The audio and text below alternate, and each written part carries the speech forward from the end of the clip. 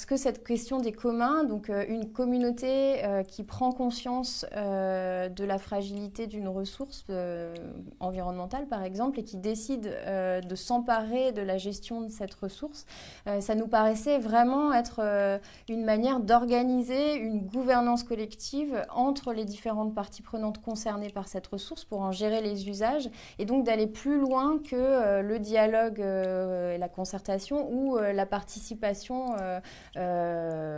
ponctuelle, on va dire, dans un projet.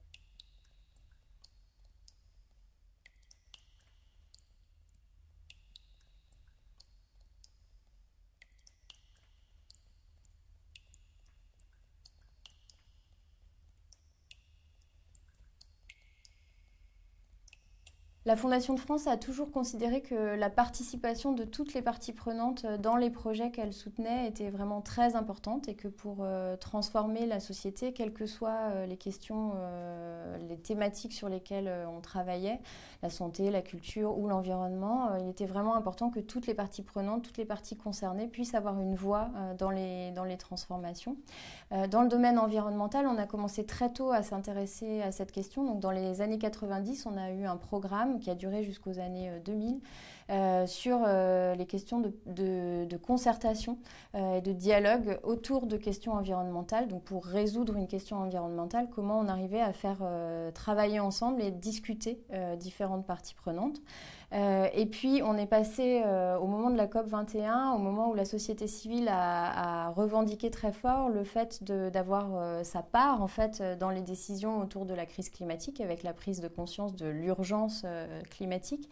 On est passé à un degré un peu supérieur de participation, donc on voulait aller au-delà du dialogue en finançant des projets où vraiment les citoyens étaient partie prenante des questions environnementales. Ensuite, donc après le Covid, ou juste avant le Covid, en fait, dans les années 2019-2020, on s'est dit que cette question de la participation, finalement, c'était encore pas suffisant, qu'on n'arrivait pas à vraiment, dans les associations qu'on soutenait, à vraiment voir comment toutes les parties prenantes décidaient ensemble. Et donc, c'est là qu'on a commencé à travailler sur la question des communs. L'idée était vraiment de dire, pour gérer l'usage d'une ressource, il faut que toutes les personnes, toutes les structures concernées puissent gouverner ensemble et décider ensemble de la manière d'utiliser cette ressource. L'objectif de ce programme, quand il a été conçu, c'était vraiment de travailler finalement sur la question d'une transition juste. Donc de se dire qu'aujourd'hui, on peut pas travailler la question de la crise écologique sans travailler aussi la question de la crise démocratique et de la crise sociale. C'est vraiment des éléments qui interagissent. Et donc, travailler autour des communs, c'était vraiment mêler ces questions de crise écologique et travailler aussi sur les questions démocratiques à travers cette question de transition. Donc quand on a commencé à réfléchir, c'est vraiment ce qui nous a guidés, cette idée d'interaction. Et donc on était vraiment inspirés par la question du donut, par exemple, et de comment on peut trouver finalement un endroit qui soit à la fois soutenable au niveau écologique et soutenable au niveau social. Et on est persuadé à la Fondation de France que le fait de travailler ensemble et de décider ensemble permet finalement de résoudre les questions sociales et environnementales de manière concertée et d'arriver à cet équilibre finalement entre l'équilibre social, l'équilibre démocratique et l'équilibre environnemental. Alors le donut, c'est une théorie qui démontre qu'il y a donc des limites planétaires, elles ont été définies, donc qu'il ne faut pas dépasser, sinon on risque de modifier durablement le climat et l'équilibre de la planète. Mais il y a aussi des limites, on va dire, sociales, c'est-à-dire que des limites en dessous desquelles l'humain ne peut pas avoir une vie dans le bien-être et décente quelque part. Et donc cette théorie, c'est pour ça que c'est un donut, c'est-à-dire qu'il y a les limites planétaires en haut et puis les limites sociales en bas. Et finalement, ce qu'on recherche, c'est vraiment le point d'équilibre. Donc dans toute la transformation, les transformations qu'il faudrait apporter à la société, c'est trouver ce point d'équilibre qui permet à la fois aux humains d'être en harmonie avec le vivant, et donc de ne pas dépasser les limites planétaires, et puis d'avoir une vie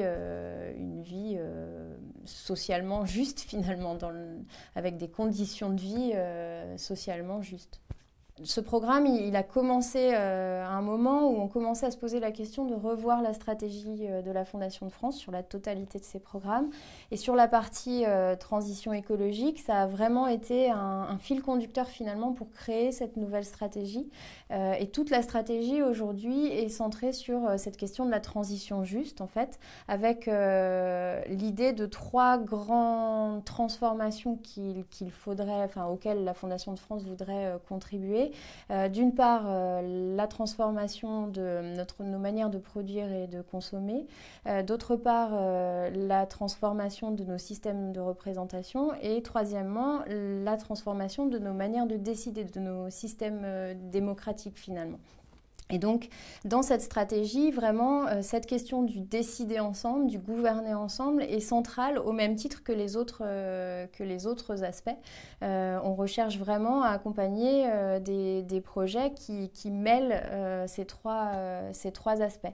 Et c'est vraiment cette démarche autour des communs qui nous a amené finalement à définir comme ça notre stratégie en mettant cette question.